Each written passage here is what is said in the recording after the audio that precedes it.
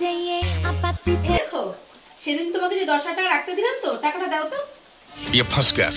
এই টাকাটা না খরচা হয়ে গেছে। খরচা হয়ে গেছে মানে?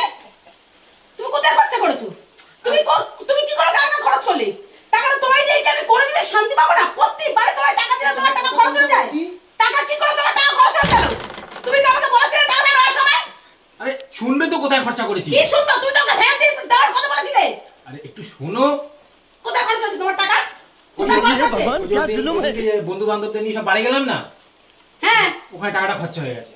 কি করে খরচা হচ্ছে ওখানে? আরে তুমি শোনো, কথাটা আমাকে বলতে দাও। বলো, শুনছি তো। আরে ওখানে একটা প্রতিযোগিতা হয়েছে, যার বউ সব থেকে বেশি সুন্দর সে বিলটা পেমেন্ট করবে। হ্যাঁ তারপরে? এবার সবাই সবার মোবাইল খুলে সবার বইয়ের ছবি বের করলো। হ্যাঁ আর ওখানে তুমি সিলেক্ট হলে, আমার 10,000 টাকা দিতে হলো। তোমাকে কে বলেছিল এত সুন্দর হতে? তাই জন্য তো আমার 10,000 টাকা সুন্দর হতে।